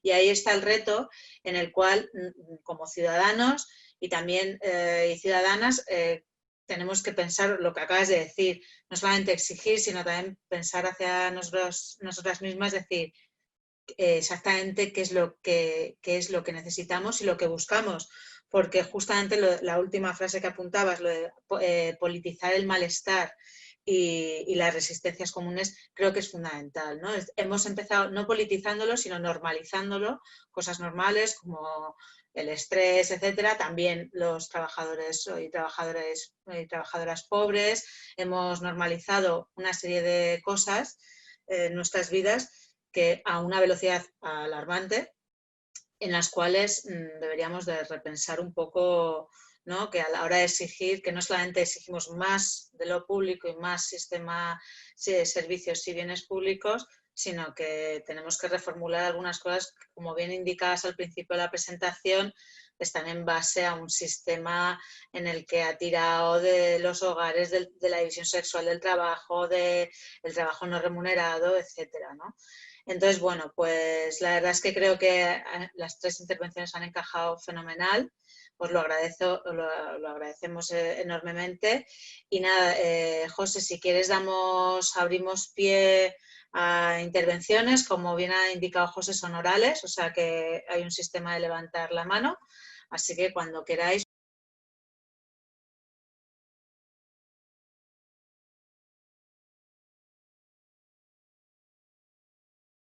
A mí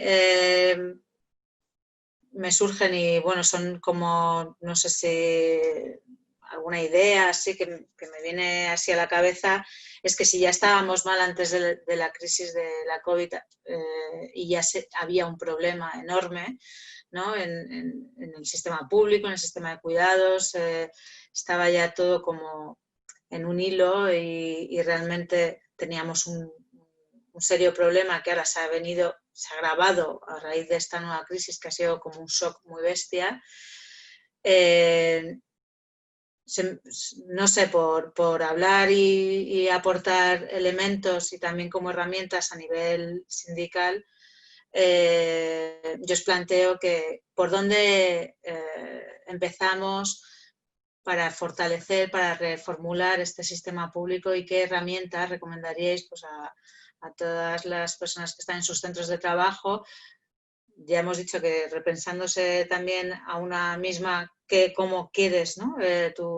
tu vida, pero también qué herramientas recomendaríais o no sé, para todas estas personas que estamos en los centros de trabajo y que no sabemos muy bien, muchos trabajamos en lo público, no sabemos muy bien cómo gestionar toda esta situación, ¿no? Entonces, bueno, os lanzo ahí la pelota a ver si alguno puede aportar algo y a ver si se anima alguien a participar.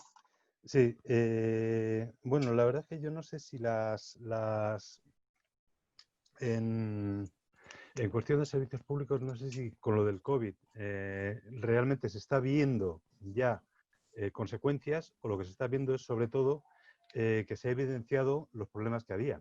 Yo creo que las consecuencias vamos a tardar en verlas, pero sí sí se han puesto de manifiesto, pues eso, por ejemplo, los problemas de la sanidad o los problemas de las residencias de personas mayores, sobre todo, de los servicios sociales, etcétera, o funcionamientos de la inspección de trabajo, o cómo no ha funcionado las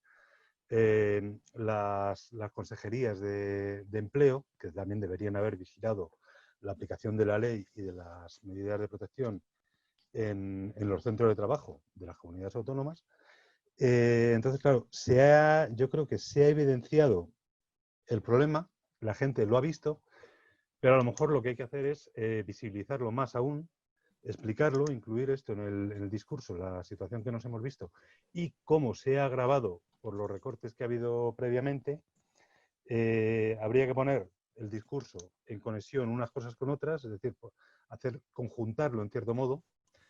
Y, bueno, y en esa conjunción entraría mucho lo que comentaba Astrid en la última parte de su intervención, sobre todo cuando se ha enfocado en los cuidados y en la sostenibilidad de la vida. Pues a lo mejor eso es un elemento que hay que incluir más en todos los aspectos que estamos tratando continuamente, de cómo hay que luchar contra la privatización, o para defender y para ampliar y para mejorar los servicios públicos, o las cuestiones que ha planteado Ana también claro, de los distintos sistemas y de dónde están, porque lo que ha contado Ana era dónde resina todo, vamos, me ha dado un poco de grima lo que contaba, pero es real, es así, está ahí. Entonces yo creo eso, que se ha puesto en evidencia, hay que conjuntar los discursos y hay que salir a pelear, pero con un discurso más coherente aún y más unificado.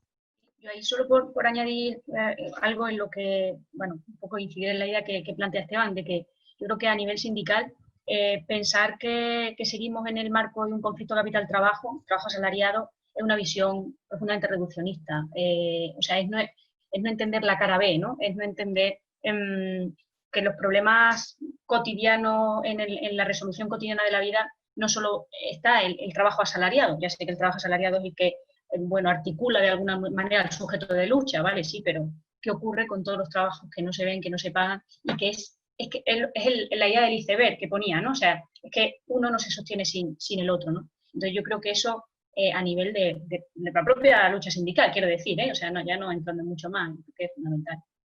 Yo por ahondar también creo que, o sea, yo tengo una lectura de la crisis de la COVID políticamente optimista, en el sentido de que pienso que ha sido una crisis que está siendo que plantea precisamente, que ha puesto de manifiesto precisamente la importancia de los servicios públicos, la importancia de la cobertura pública, y que estamos en la línea de lo que comentabas, que estamos todas sumamente conectadas y que además la forma de mejorar todas es cuidarse unas a otras.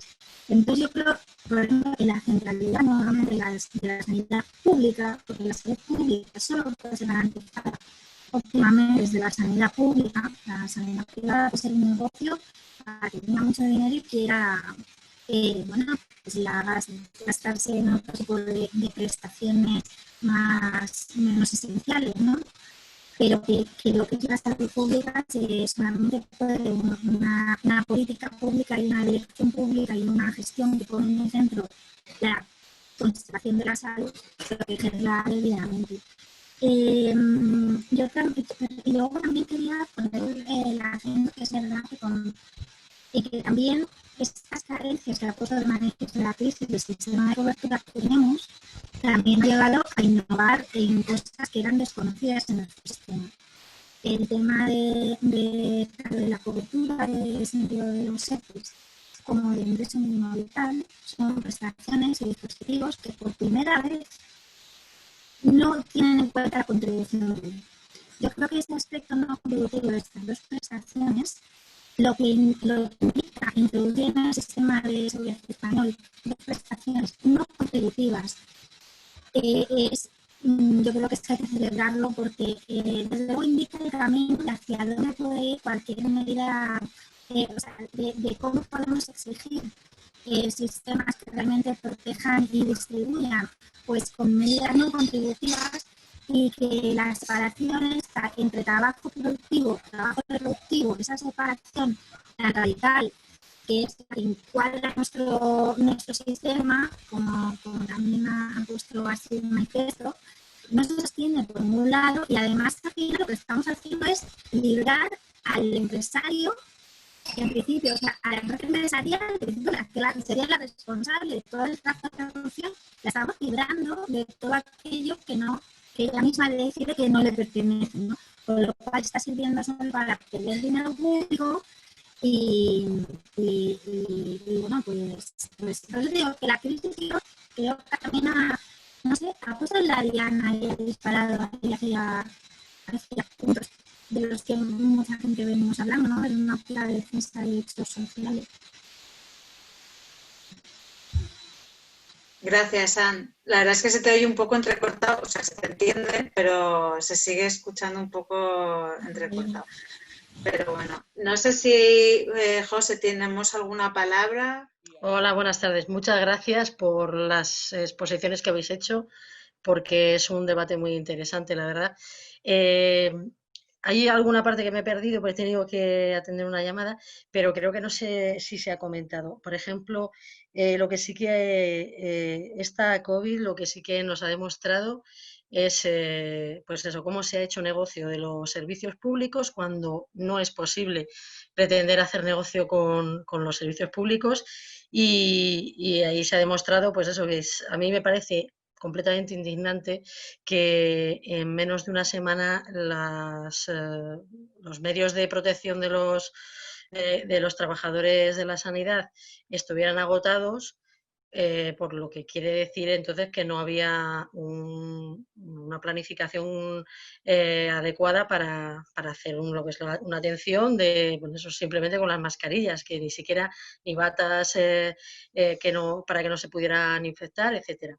Y después la otra cosa tan sangrante es lo de las residencias de ancianos, que ha demostrado que, pues eso, que evidentemente no son hospitales, y por eso no se les puede echarle la culpa por ello a los directores, a los dueños de las residencias, pero claro, pues otra cosa sería eso, el entrar otra vez a discutir cuál es el tratamiento que se ha dado con las personas residentes en centros de tercera edad que no han sido atendidos en hospitales, pero sobre todo es que se está viendo el negocio de los mayores.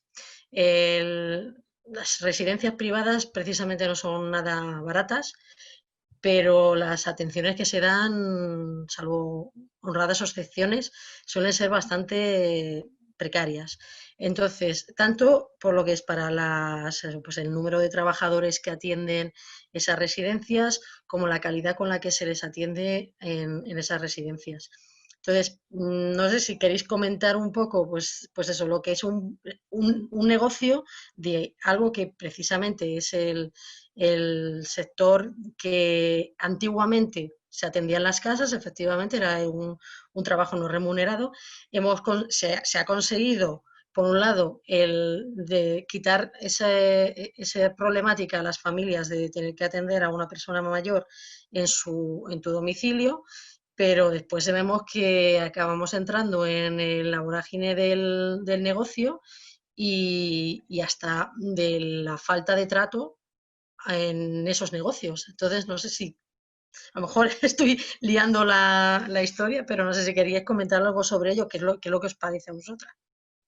Gracias. Gracias, Charo. Si queréis alguna intervenir.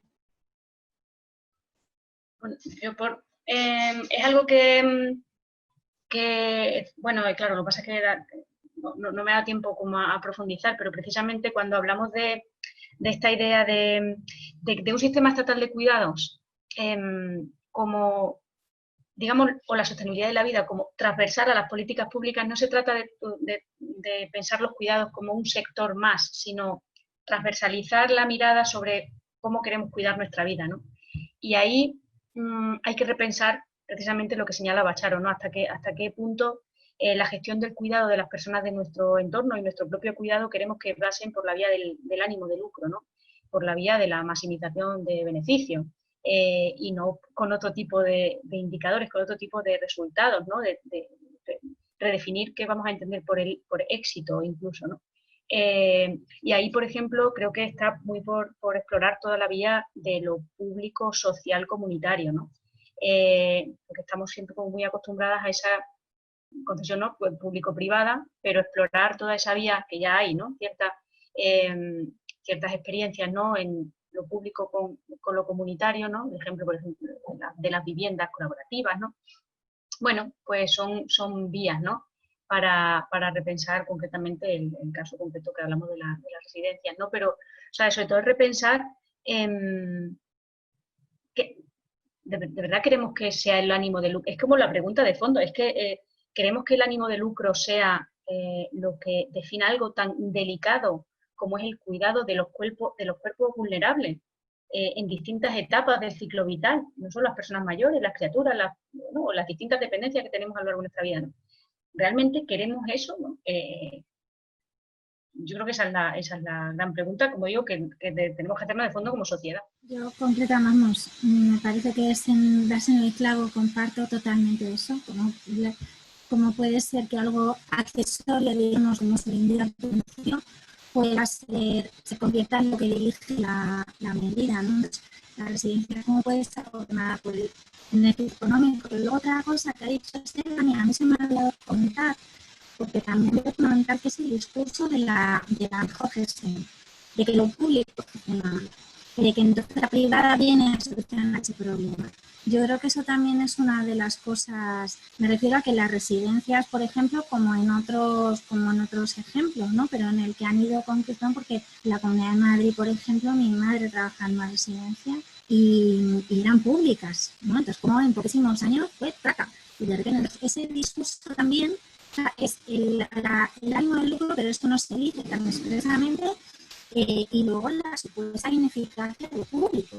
Es impresionante cómo nos exige, hablando también de exigencias sindicales, cómo nos exigen evaluaciones, indicadores de eficiencia antes de decidir una cosa así.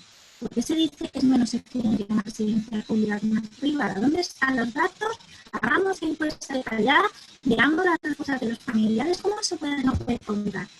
Que tú estás justificando, ¿no?, una transferencia de bienes públicos, de instalaciones, de personal, etcétera, ¿cómo puede que no esté evaluado y justificado?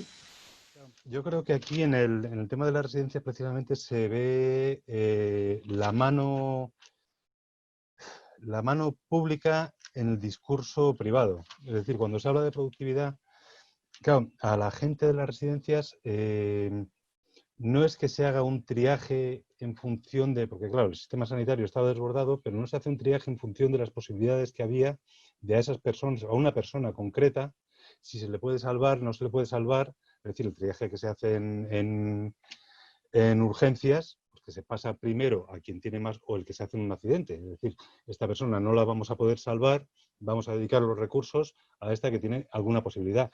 Pero aquí lo que se aplica es un criterio de productividad.